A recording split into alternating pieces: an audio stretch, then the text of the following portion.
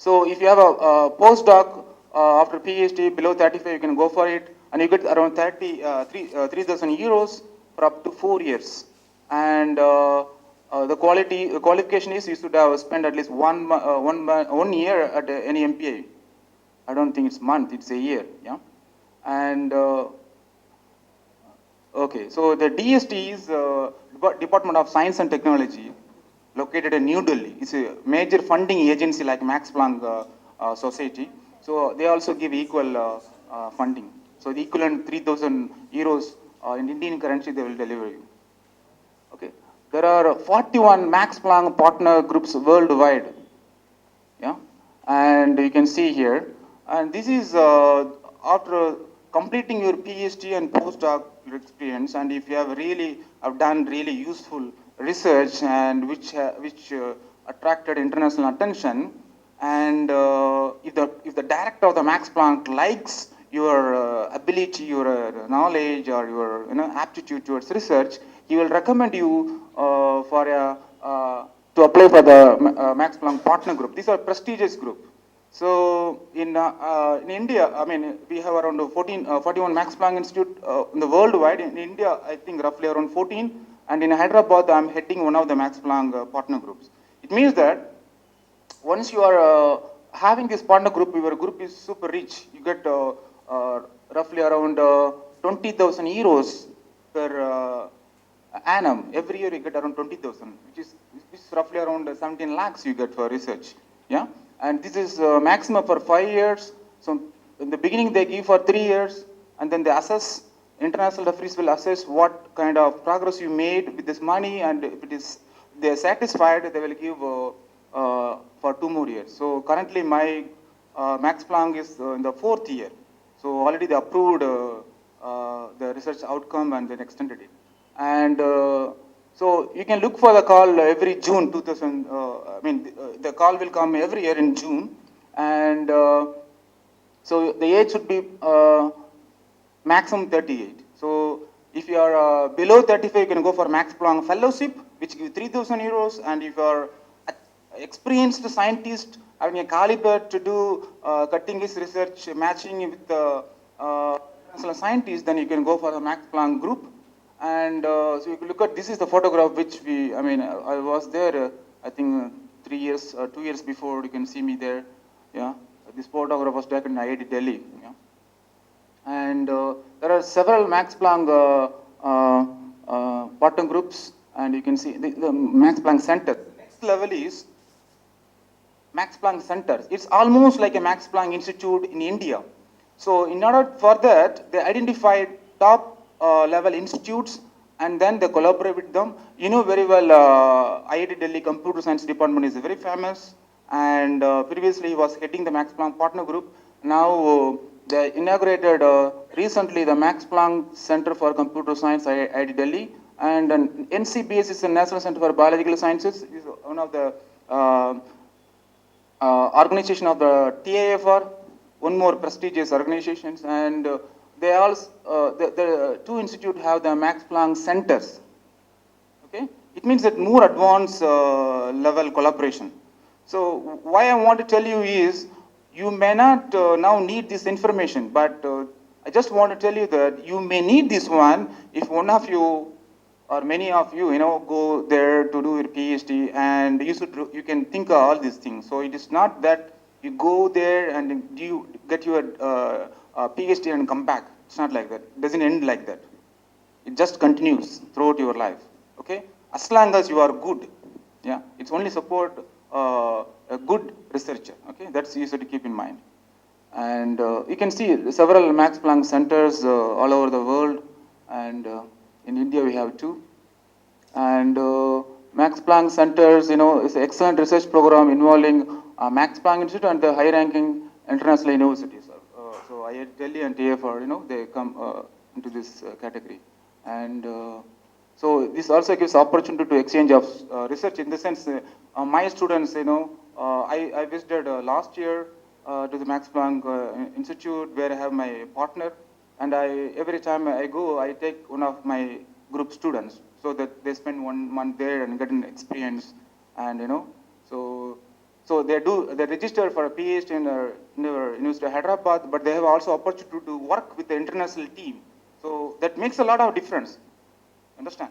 So in a way, I would compare that if you study only in Hyderabad, being in Andhra Pradesh guy,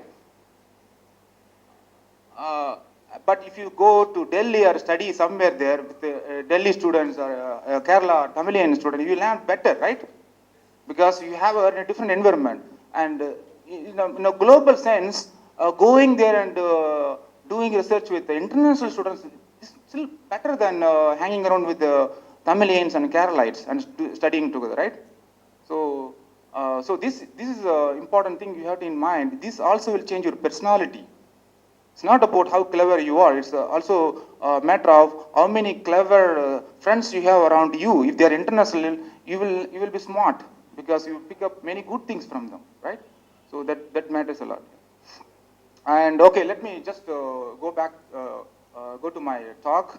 And you know about this guy, very famous Nobel Prize winning a guy, celebrated scientist, Richard Feynman. He worried so much about nanotechnology, and he mentioned that if there is a plenty of room at the bottom. He said that if you want to understand the world or any material property or physical property, you have to go to the nano level. It means you go to the atomic level. Otherwise, you don't understand anything. You understand nothing. Okay?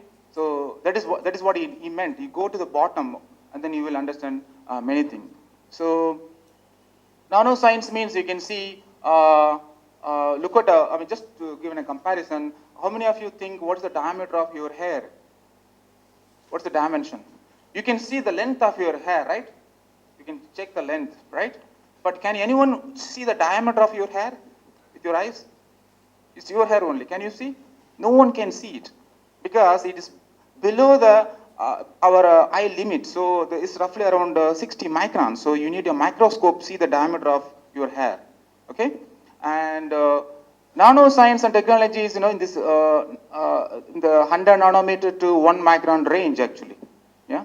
And if you look at the quantum dots, it comes around 10 nanometer. And you can look at the transistor, it comes around 10 to the power 4. You look at our RBC, red blood corpuscle, and that comes around 10 to the power 4. Bacteria comes in 1 micron range. Yeah. And so nanoscience and technologies in this range from 10 nanometer to up to the submicron range 1 micron. So you get very incredible properties if you do research in this area. Not only in science, you can go in engineering, medicine, nanoscience is everywhere. Nanoscience is there in your shampoo even, yeah? You see advertisements, right? Some nano protein is there that will make your hair much better than if you use another shampoo, you see a lot of advertisement like that. And so this is what we do. Actually, we make molecule-based CD memory devices. For example, we take a mold from the CD and we use these molecules and try to get the pattern. See, these patterns you cannot see in your eyes. These are all atomic force microscope images, okay? Because this is coming in the sub-micro range. And so we try to mimic this CD pattern is using existing inorganic coordination complexes, yeah? And you can see some spectroscopy of these structures also. So in a way, I want to tell you these patterns are in the nano submicro range, yeah? Like in your CD, you cannot see that patterns in your CD. You need a microscope for that. Not an ordinary microscope. You need a very powerful microscope, like a scanning electron microscope or a transmission electron microscope, yeah, kind of thing. So in nanotechnology, you have two approaches: a top-down method and bottom-up method. Yeah, top-down method you impose a structure, okay, and you get it on like lithography, writing, stamping. Bottom-up means you guide self-assembly of atoms or molecules to get a pattern you want. This is what I mentioned here. You can see here a microfabrication structure. You can see a carbon nanotube and a carbon monoxide. You can even see a carbon monoxide, and you can see also the coordination complexes formed on the surfaces. So this is just a glimpse of what is nanotechnology means. Nanotechnology means doing something which you cannot see. You need to have very expensive tools to do research in this area. As I mentioned before, you need to have an electron microscope for that. or atomic force microscopy. So in our lab, we do this kind of science. Yeah. And we make different patterns of different dimensions. For example, you can look at this. This is a complex which can change the magnetic spin state, high spin, low spin. It will be magnetic at high temperature, at low temperature is non-magnetic. So this compound we use to make this kind of patterns. You look at this pattern, the height of this square is around 50 nanometers, very, very small. Yeah. So this is a kind of example, you can see it is very transparent, and we are now working on to make a device out of these structures. And we are also working on, nanophotonics. So it's very important. You know about optical fibers, right? Optical fiber which guides light. So we are, but optical fibers you can see in your eyes, right? You can feel it. But we are trying to make fibers which you cannot see.